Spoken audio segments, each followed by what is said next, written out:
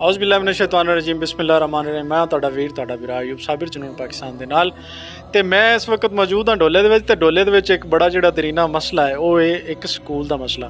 School तो already पिंड वालियां दी काविश दे नाल थोड़ी जी बिल्डिंग दी बुनियाद रखी गई, पर इस तो बाद जिहड़ी आला इंतजामिया उन्हें ते कोई तवज्जो नहीं दित्ती। असीं इस हवाले नाल गल करदे हां, साडे नाल पिंड दे तकरीबन काफ़ी सीनियर लोग मौजूद ने, असीं इन्हां नाल गलबात करदे हां। अस्सलाम वालेकुम। वालेकुम सलाम। की नाम है सर तुहाडा? मुहम्मद नवाज। अच्छा सर, सानू ये दसो भी ये स्कूल के हवाले नाल तुसीं की कहना चाहोगे? साडी बिल्डिंग 5 साल पहले मंजूर हुई बनी है, तकरीबन अरसा 5 साल हो गया जी।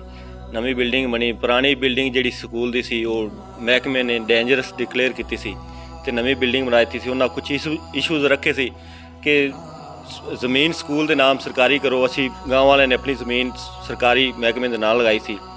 बिल्डिंग बन गई, बिल्डिंग बन तो बाद क्लासिस जारी नहीं हुई सी। असी फिर नसबाज की सारे पिंड वाले रल मिल के ते महकमे वाले ने वक्ती तौर सानू कहा जी इत्थे बिजली कोई नहीं जी, इत्थे वाशरूम कोई नहीं, इत्थे मीटर नहीं हैगा ते ये तुसी बनाओ। जिहड़ा कि काम महकमे दा सी वो फिर वक्ती तौर पर असी अपने बच्चों के फ्यूचर में वेखदे होया असी वाशरूम और बेसिक सहूलतां जिहड़ियां छोटियां सी जिहड़ियां असी अपने मदद आप कर सकते सी, मीटर लगाया, बिजली का आरजी बंदोबस्त किया ते टीचरां वास्ते थोड़ा जिहा समान जिहड़ा सी कुर्सियां टेबल वो भी असी रखे ने, जिहड़े कि बाकी बच्चों वास्ते बाकी सारा समान सानू चाहिए, लेकिन वक्ती तौर पर असी रख के चलाया जी निज़ाम। 1-2 महीने आरजी स्कूल चलिया, टीचर चले गए, फिर असी नसबाज की CEO तक जिहड़े डिस्ट्रिक्ट दे ने उन्हां तक पहुँचे, नीचे सारे अमले तक मिले जी। उन्हां फिर सानू लॉलीपॉप दिता वक्ती तौर पर। उन्हें फिर एक टीचर भेजी साढ़े कोल, 2-4 महीने उन्हें चलाया, फिर 6 महीने स्कूल बंद रहा जी। साढ़े बच्चों की बड़ा नुकसान हो रहा सी पढ़ाई का। दोबारा उन्हें 2 टीचर भेजे ने, क्लासिस साढ़े कोल हुण चल रही ने, आरजी चल रही ने, स्कूल का रिकॉर्ड कोई नहीं, इस स्कूल की हाज़री नहीं लग रही, इत्थे बच्चों की हाज़री पिछले स्कूल लगा रहे हैं, लेकिन साढ़े नाल नाइंसाफ़ी हो रही है। असी महकमे तो एक अच्छी उम्मीद रखने कि साडा जिहड़े साढ़े नाल रूल सूल जिहड़े ने पूरे किए जावन, सानू जिहड़ी साडी सहूलतां ने या साडी ज़रूरत है वो पूरी की जाए। जिस तरह के 4 दीवारी स्कूल दी है, स्कूल के अंदर जिहड़ा बिल्डिंग तो सवा उन्हें सानू फिलहाल कुछ नहीं दिता, बिल्डिंग के अंदर सानू बिजली का सारा समान दिता जाए, बिजली सारे इंतजाम किया जाए, पक्खे वगैरह लगाए जान, लाइट का बंदोबस्त किया जाए, मीटर लगाया जाए परमानेंटली, वाशरूम बेहतर किया जाए तो पानी का बंदोबस्त किया जाए, या फर्नीचर जो है वो सारा इत्थे दस्तयाब होना चाहिए जी।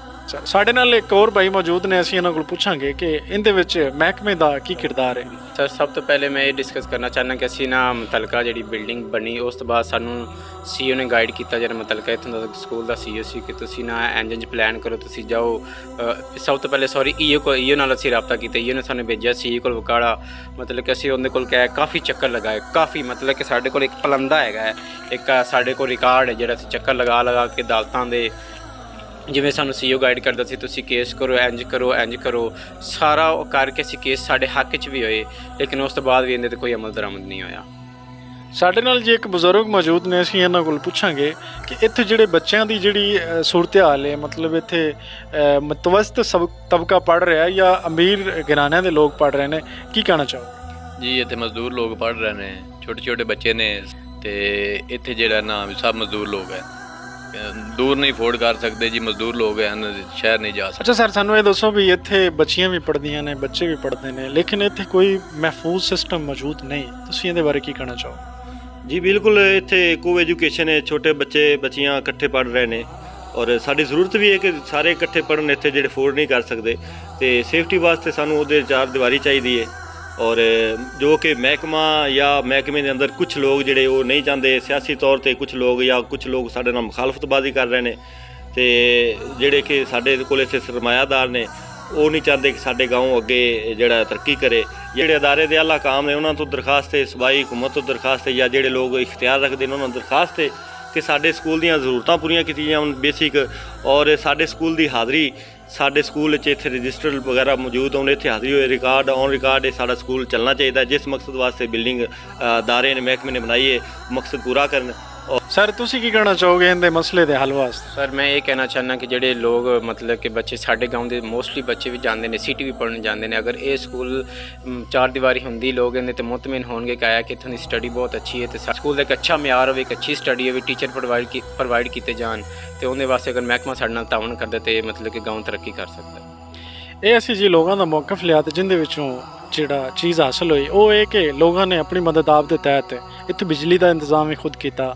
ਇੱਥੇ ਤੁਸੀਂ ਮੇਰੇ ਪਿੱਛੇ ਵੇਖ ਰਹੇ ਹੋ ਕਿ ਵਾਸ਼ਰੂਮ ਦਾ ਵੀ ਇੰਤਜ਼ਾਮ ਖੁਦ ਕੀਤਾ, ਲੇਕਿਨ ਇਹ ਬਹੁਤ ਖਸਤਾ ਇੰਤਜ਼ਾਮ ਹੈ ਜਿੰਦੇ ਵਿੱਚ ਬੱਚੀਆਂ ਔਰ ਬੱਚੇ ਇਕੱਠੇ ਸਕੂਲ ਪੜ੍ਹਦੇ ਨੇ ਤੇ ਇਸ ਤੋਂ ਇਲਾਵਾ ਇਹਦੀ ਚਾਰ ਦੀਵਾਰੀ ਬਿਲਕੁਲ ਮੌਜੂਦ ਨਹੀਂ, ਜੋ ਕਿ ਸਰਾਸਰ ਜ਼ਿਆਦਤੀ ਹੈ। ਇਸ ਤੋਂ ਇਲਾਵਾ ਇੱਥੋਂ ਦੇ ਪਿੰਡ ਵਾਲਿਆਂ ਦਾ ਮੌਕਫ ਹੈ ਕਿ ਇਹ ਜਿਹੜੀ ਆਲਾ ਕਿਆਦਤ ਹੈ, ਇਸ ਤੋਂ ਇਲਾਵਾ ਜਿਹੜੇ ਲੋਕ ਇਹਦੇ ਵਿੱਚ ਸਿਆਸੀ ਮੁਖਾਲਫਤ ਦੀ ਵਜ੍ਹਾ ਤੋਂ ਇਸ ਚੀਜ਼ ਨੂੰ ਰੋਕ ਕੇ ਰੱਖਿਆ ਉਹਨਾਂ ਅੱਗੇ ਅਪੀਲ ਹੈ ਕਿ ਇਹ ਸਾਡੀ ਆਉਣ ਵਾਲੀ ਨਸਲ ਦਾ ਜਿਹੜਾ ਇਹ ਮਾਮਲਾ ਹੈ ਇਹਨੂੰ ਜਲਦ ਅਜ਼ ਜਲਦ ਹੱਲ ਕੀਤਾ ਜਾਵੇ।